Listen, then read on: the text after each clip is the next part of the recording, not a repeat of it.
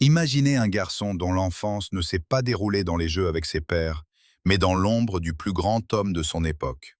Il a vu ce qui était caché aux regards indiscrets, connaissait des secrets pour lesquels beaucoup auraient tout donné, et gardait le silence avec la fermeté inébranlable d'une falaise de granit. Il est devenu des archives vivantes, un témoin de miracles et un gardien de mystères qui ont défini le cours de l'histoire. Voici l'histoire d'Anas ibn Malik, un garçon qui a grandi pour devenir l'ombre du prophète, que la paix et la bénédiction d'Allah soient sur lui, et l'un des plus grands transmetteurs de son héritage. Chapitre 1. Le don d'une mère. Les rues poussiéreuses de Médine respiraient une chaleur torride. Le soleil tapait sans pitié, faisant trembler l'air au-dessus des toits plats des maisons en pisé. Ce jour-là, le bourdonnement habituel de la ville fut couvert par la clameur agitée d'une foule. Un pressentiment de changement flottait dans l'air. Les gens affluaient vers un même lieu, portant entre leurs mains ce qu'ils avaient de meilleur. Chaque habitant de Médine, homme ou femme, considérait de son devoir absolu d'offrir un présent au prophète, que la paix et la bénédiction d'Allah soient sur lui, nouvellement arrivé. Les riches apportaient de l'or et des soieries. Les pauvres donnaient leurs dernières économies ou les fruits de leur labeur. Au milieu de cette mer humaine bigarrée marchait une femme. Elle s'appelait Sulaym. Elle serrait fermement la main de son fils de 10 ans, Anas. Contrairement aux autres, elle n'avait entre ses mains ni pièces sonnantes, ni tissus exquis, ni panier de dattes de choix.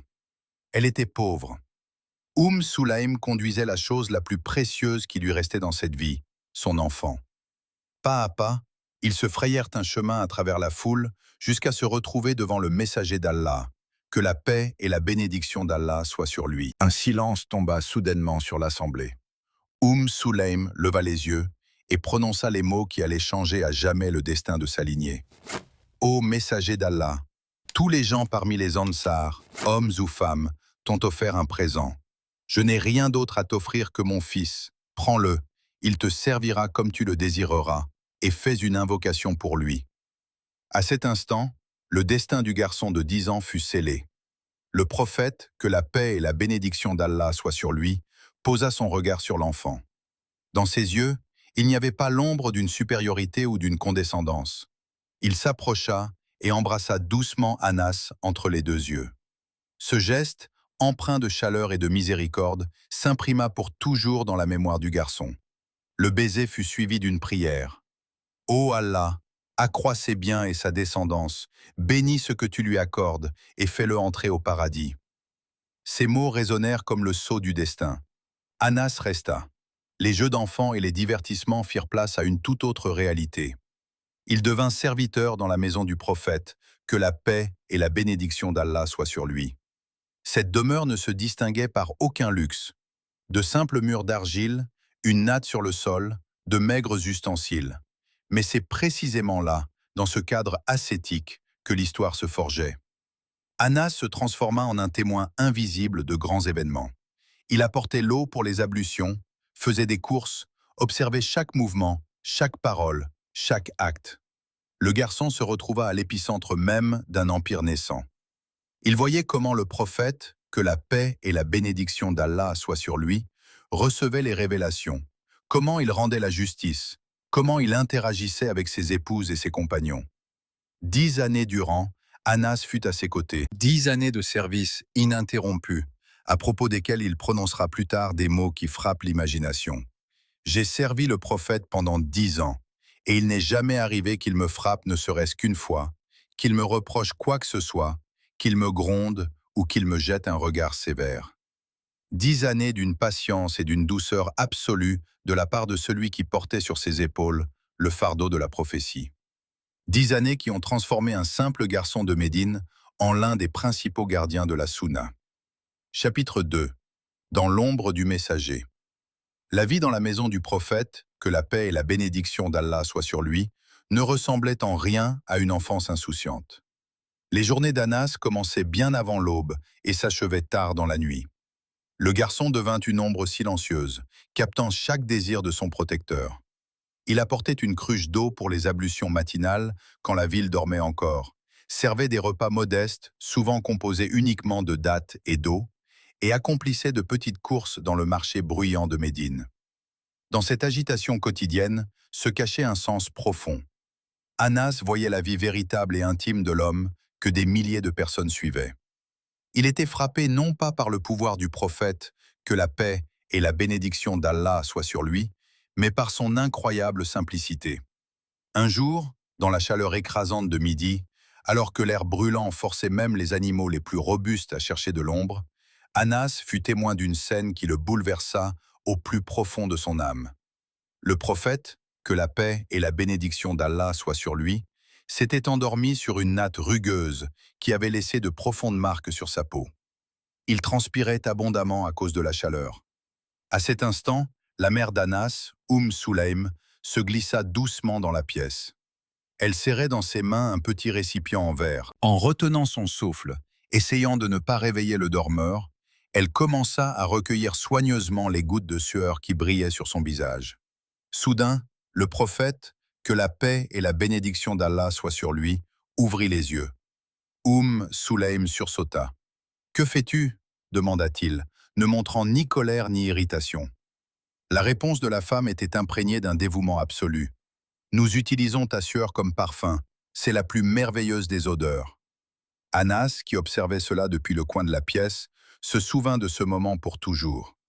Il comprit que même la simple présence physique du messager d'Allah, que la paix et la bénédiction d'Allah soient sur lui, était une bénédiction pour eux. Les années passèrent, le garçon se transformait en jeune homme, et ses responsabilités devenaient de plus en plus lourdes. Le prophète, que la paix et la bénédiction d'Allah soient sur lui confiait des tâches que même ses compagnons les plus proches ignoraient. Anas devint un gardien des secrets. Il écoutait des conversations dont dépendait le sort de la jeune communauté islamique, transmettait des messages secrets, assistait à la résolution des questions les plus complexes. La curiosité naturelle luttait souvent en lui contre le devoir. Une fois, sa mère et les épouses du prophète tentèrent de lui soutirer les détails d'une affaire. La tentation était grande. Qui ne voudrait pas se vanter de ses connaissances secrètes devant des adultes? Mais Anas se rappela la toute première recommandation que lui avait faite le messager. « Ô mon fils, garde le secret et sois un vrai croyant. » Il serra fermement les lèvres. Le secret ne fut pas révélé.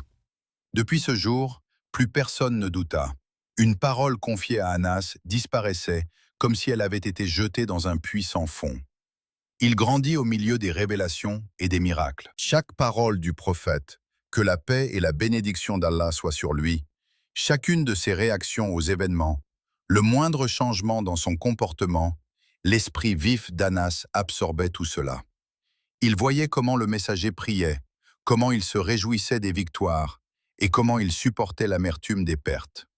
Cette proximité forgea chez le jeune homme une mémoire phénoménale. Ce qui pour d'autres n'était qu'un instant fugace devenait pour Anas une parcelle d'éternité qu'il rangeait soigneusement dans le trésor de son esprit. Il était destiné à devenir l'une des voix principales portant les paroles du prophète aux générations futures. Mais à cette époque, dans la chaleur torride de Médine, il n'était qu'Anas, un serviteur dévoué sans limite, dont la vie appartenait entièrement à un grand homme. Chapitre 3. Témoin des grandes batailles. Le service auprès du prophète, que la paix et la bénédiction d'Allah soient sur lui, ne se limitait pas aux seuls murs de sa maison à Médine. Anas grandit à une époque où le jeune État musulman luttait pour son existence. Il se retrouva non seulement observateur, mais aussi participant aux batailles historiques qui allaient modifier à jamais la carte de l'Arabie. Pour Anas, la guerre n'était pas seulement le cliquetis des épées et les cris des blessés, c'était l'époque où il se tenait côte à côte avec le messager d'Allah, que la paix et la bénédiction d'Allah soient sur lui, dans les moments les plus dangereux de sa vie. Son parcours martial commença tôt. Encore enfant, attaché au prophète, que la paix et la bénédiction d'Allah soient sur lui, il se retrouva à Badr, la première grande bataille qui détermina l'issue d'un affrontement de plusieurs années. Il n'était pas un guerrier au sens propre du terme, mais il était là, au cœur même de l'action, faisant des courses et observant le courage des compagnons. Badr fut pour lui une première leçon de résilience et de foi en la victoire, même lorsque l'ennemi était en supériorité numérique écrasante. Badr fut suivi d'autres épreuves. Le traité de Hudaybiya, qui devint un triomphe de la diplomatie du prophète, que la paix et la bénédiction d'Allah soient sur lui, où Anas vit la déception amère de certains et la sagesse profonde du leader. Il accomplit avec lui la Omra, le petit pèlerinage, qui devint le symbole du retour à la Mecque sacrée. Il fut également témoin du grand Hajj, le pèlerinage d'adieu du prophète, que la paix et la bénédiction d'Allah soient sur lui. Puis vint la conquête de la Mecque. La ville qui les avait expulsés des années auparavant tomba sans effusion de sang. Anas marchait dans les rangs de l'armée victorieuse, mais dans cette victoire, il n'y avait pas de place pour la vengeance. Il vit comment le prophète, que la paix et la bénédiction d'Allah soient sur lui, pardonnait à ses anciens ennemis, faisant preuve d'une magnanimité sans précédent. Ce fut une leçon de miséricorde qu'Anas garda en mémoire pour le reste de sa vie. Ensuite vinrent Khaybar, Hunayn, Taïf. Au total, il prit part à 8 campagnes militaires. Lors de 8 batailles, il endura les rigueurs de la vie de camp, le soleil brûlant du désert, le froid glacial de la nuit, la soif et le danger constant. Il devint l'un des archers les plus précis. Ses flèches trouvaient toujours leur cible. Mais sa plus grande arme restait sa mémoire. Dans les conditions difficiles des expéditions, il continuait à consigner chaque instruction, chaque décision, chaque prière du prophète, que la paix et la bénédiction d'Allah soient sur lui. C'est précisément lors de ces campagnes qu'Anas observa comment le messager d'Allah, que la paix et la bénédiction d'Allah soient sur lui, partageait sa maigre nourriture avec ses guerriers, comment il bandait lui-même les plaies, comment il encourageait ceux qui étaient épuisés. Il rapporta un jour un hadith qui démontrait brillamment l'attitude du prophète envers le luxe et l'ostentation. Lors d'une expédition, le messager d'Allah, que la paix et la bénédiction d'Allah soient sur lui, montait sur une vieille selle usée, recouverte d'un morceau de tissu pelucheux de peu de valeur. Il ne cherchait pas à se démarquer des autres, n'exigeait aucune condition particulière. À cet instant, il prononça une prière qu'Anas conserva à jamais pour la postérité. « Ô Allah, fais que ce soit un hajj dans lequel il n'y a ni ostentation, ni désir de renommée. » Ces années de guerre forgèrent le caractère d'Anas. De jeune serviteur, il se transforma en un homme d'expérience, passé par le creuset des épreuves. Mais, malgré le fracas des armes et la poussière des batailles, son cœur conserva à jamais cette douceur et ce dévouement que lui avait inculqué le prophète, que la paix et la bénédiction d'Allah soient sur lui. Il survécut à ces batailles non seulement pour être témoin de la victoire de l'islam, mais aussi pour devenir l'un des maillons essentiels de la chaîne de transmission du savoir, du prophète à sa communauté. Chapitre 4. La moitié du savoir. L'époque où la voix du prophète, que la paix et la bénédiction d'Allah soient sur lui, résonnait directement dans les mosquées et sur les places, était irrémédiablement révolue. Il n'était plus. La communauté orpheline se retrouva seule face à un monde immense, rempli de nouveaux défis et de questions complexes. Dans cette nouvelle réalité, les paroles du messager d'Allah acquirent le poids de l'or. Elles devinrent la loi, la boussole, la lumière dans les ténèbres. Et c'est alors que les regards des musulmans se tournèrent vers ces rares personnes qui étaient restées à ses côtés jusqu'à la toute fin. Anas ibn Malik s'avéra être l'un des gardiens les plus cruciaux de cet héritage.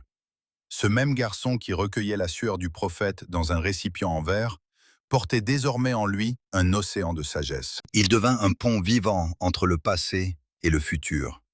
Les gens venaient à lui de tous les coins d'un califat en pleine expansion.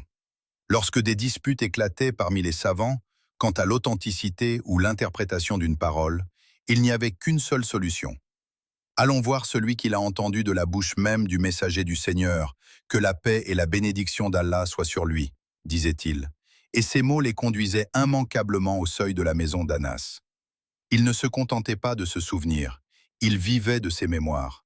Chaque parole qu'il transmettait était imprégnée d'amour et d'une profonde compréhension du contexte. Il a transmis un nombre impressionnant de hadiths, environ 2286. À cet égard, il n'était devancé que par 2 autres compagnons, devenant ainsi le 3e transmetteur le plus prolifique de l'histoire de l'islam. C'était un travail colossal. Sa mémoire conservait des milliers de détails, les intonations, les gestes, les circonstances exactes dans lesquelles telle ou telle phrase avait été prononcée.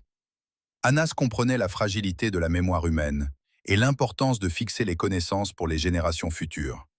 Il ne se contentait pas de raconter, il exhortait ses élèves et ses enfants à un travail minutieux. Ô enfants, consolidez le savoir en l'écrivant avec le livre d'Allah, répétait-il inlassablement. Il insistait sur la vérification croisée des souvenirs, sur leur analyse rigoureuse et leur lien avec le texte coranique. Anas ne devint pas seulement un narrateur, il devint l'un des fondateurs de la méthodologie de préservation de la tradition islamique. Son autorité était incontestable. Lorsqu'Anas ibn Malik prononçait « J'ai entendu le messager d'Allah dire », toutes les disputes cessaient. Les étudiants buvaient chacune de ses paroles, notaient chaque détail. Il transmit le savoir sur les règles des ablutions et les subtilités de la prière, sur les normes de comportement en société et la grandeur de la foi. À travers lui, les musulmans apprirent de nombreux moments intimes de la vie du prophète, que la paix et la bénédiction d'Allah soient sur lui. Lorsque les années firent leur œuvre et que le parcours terrestre d'Anas toucha à sa fin, la communauté fut ébranlée par une perte incommensurable. Les mots de Qatada, rapportés de Ma'rûk le jour de sa mort, sonnèrent comme l'épitaphe de toute une époque. Aujourd'hui, la moitié du savoir s'en est allée. Et il n'y avait aucune exagération dans ces mots. Avec le départ d'Anas, c'est le fil vivant qui les reliait à la vie quotidienne du messager d'Allah, que la paix et la bénédiction d'Allah soient sur lui, qui fut tranché. L'homme qui avait respiré l'air de la prophétie pendant 10 ans et absorbé la sagesse qui a éclairé le chemin de millions de personnes, s'en était allé. Chapitre 5. Les fruits de la bénédiction. La prière du prophète, que la paix et la bénédiction d'Allah soient sur lui, prononcée sur un garçon de 10 ans dans la poussière de Médine, ne s'était pas dissipée dans les airs. Les mots « Ô Allah, accrois ses biens et sa descendance, bénis ce que tu lui accordes et fais-le entrer au paradis » avaient germé à travers les décennies, portant des fruits incroyables. La vie d'Anas ibn Malik devint la confirmation vivante de la puissance de la bénédiction prophétique, frappant l'imagination de ses contemporains et de ses descendants. Anas n'était pas un ermite. Il accepta pleinement les dons du Très-Haut. Sa famille s'agrandit jusqu'à atteindre des proportions gigantesques, se transformant en un véritable clan. Il devint le père de 80 fils et de 2 filles, parmi lesquels Hafsa et Amr. À la fin de sa vie extraordinairement longue, le nombre de ses descendants directs, enfants et petits-enfants, s'élevait, selon divers témoignages, entre 100 et 120 personnes. Il disait lui-même « J'ai enterré 120 de mes propres enfants, sans compter mes petits-enfants. » Dans ces mots résonne l'amertume des pertes, inévitable sur un si long chemin, mais aussi le témoignage d'une vie immense, bouillonnante, qui lui fut accordée d'en haut. La grâce toucha non seulement sa lignée, mais aussi ses biens. Anas ne connut jamais le besoin. Ses vergers portaient des fruits avec une générosité incroyable. Ses contemporains notaient avec stupéfaction que sa terre donnait des récoltes 2 fois par an, alors que celle des autres n'en donnait qu'une seule. Anas lui-même l'admettait. « Ma terre donne des fruits 2 fois. » C'était un miracle visible, tangible, un rappel constant de ce baiser entre les yeux et de la prière du messager d'Allah, que la paix et la bénédiction d'Allah soient sur lui. Mais la véritable richesse d'Anas restait sa proximité avec le prophète, que la paix et la bénédiction d'Allah soient sur lui. Pour les générations suivantes de musulmans, il n'était pas seulement un vieillard riche et père d'une famille nombreuse. Il était une relique vivante. Les gens cherchaient à le rencontrer non pas pour sa richesse, mais pour la lumière qu'il portait en lui. On raconte l'histoire d'un homme nommé Thabit qui vint un jour le voir. Cette visite se transforma en un rituel empreint de révérence à la mémoire du messager. Thabit, retenant son souffle, demanda « Tes yeux ont-ils vu le prophète, que la paix et la bénédiction d'Allah soient sur lui ?» Et lorsqu'Anas répondit par l'affirmative, Thabit embrassa ses yeux. Il embrassa ses pieds en apprenant qu'ils avaient marché pour accomplir les missions du prophète, que la paix et la bénédiction d'Allah soient sur lui. Il embrassa ses mains lorsqu'Anas confirma que c'était avec ses mains mêmes qu'il avait versé l'eau pour les ablutions du meilleur des hommes. En réponse à cette vénération, Anas, empli de la sagesse de ses longues années, donna à Thabit un conseil. « Ô jeune homme, accomplis tes ablutions à la perfection et ta vie sera prolongée, Répands le salut de paix, et tes bonnes actions augmenteront. Lis abondamment le Coran, et au jour du jugement, tu seras ressuscité à mes côtés comme deux doigts, comme l'index et le majeur. Anas ibn Malik survécut à beaucoup de ses compagnons. S'étant installé à Bassora, il continua d'enseigner aux gens, de transmettre les hadiths, de servir de pont vivant avec l'ère de la révélation. Il vécut plus d'un siècle, 103, 107 ou même 110 ans, selon les récits. Il vit comment le monde changeait, comment les frontières du califat s'étendaient, comment les dirigeants passaient et les empires s'effondraient. Mais dans son cœur vivait immuablement la Médine de sa jeunesse et la voix douce de l'homme dont il avait gardé les secrets jusqu'à la toute fin. Chapitre 6. Le dernier témoin. Le temps effaçait impitoyablement les traces d'une grande époque. L'un après l'autre, les compagnons s'éteignaient. Ceux qui se souvenaient de la voix du prophète, que la paix et la bénédiction d'Allah soient sur lui, qui s'étaient tenus dans le même rang que lui à Badr et qui étaient entrés avec lui dans la Mecque conquise. Ils étaient de moins en moins nombreux, et avec chaque départ, la lumière vivante des souvenirs pâlissait, cédant la place aux lignes écrites. Anas ibn Malik restait l'un des derniers phares de cette lumière vacillante. Il avait quitté sa chère Médine pour s'installer à Bassora, une ville bruyante et tentaculaire, devenue l'un des centres du nouveau monde islamique. Ici, loin des lieux de sa jeunesse, il continuait d'accomplir sa mission. Anas était devenu une autorité incontestable, enseignant aux gens le Coran et la Sunna. Autour de lui se rassemblaient des étudiants, parmi lesquels se trouvaient les esprits brillants de la génération suivante, tels que Hassan al-Basri et Ibn Sirin. Ils s'abreuvaient avidement de chaque parole du vieillard, comprenant qu'ils avaient devant eux l'histoire vivante. Mais les dernières années de la vie d'Anas ne furent pas sereines. Il connut une époque de troubles et de cruauté. Al-Hajjaj ibn Yusuf, un gouverneur dont le nom même inspirait la terreur, prit le pouvoir en Irak. Son règne se distingua par sa cruauté et sa tyrannie. Anas, élevé dans l'esprit de miséricorde et de justice du prophète, que la paix et la bénédiction d'Allah soient sur lui, ne pouvait se taire. Malgré son âge avancé, il s'éleva ouvertement contre la brutalité d'Al-Hajjaj. Ce conflit fut pour le vieillard une dure épreuve. Lui, habitué à la douceur et au respect, dut affronter l'insolence et les menaces d'un dirigeant arrogant. Les années faisaient leur œuvre. Anas faiblissait. Ce même garçon dont le visage avait autrefois été effleuré par les lèvres du prophète, que la paix et la bénédiction d'Allah soient sur lui, s'était transformé en un vieillard profondément ridé. Les débats sur la date exacte de sa mort se poursuivent jusqu'à ce jour. 90e, 92e ou 93e année de l'hégire, les historiens sont divisés. Ils divergent également sur l'estimation de la durée de sa vie, 103, 107 ou 110 ans. Mais ces chiffres pâlissent devant le fait principal.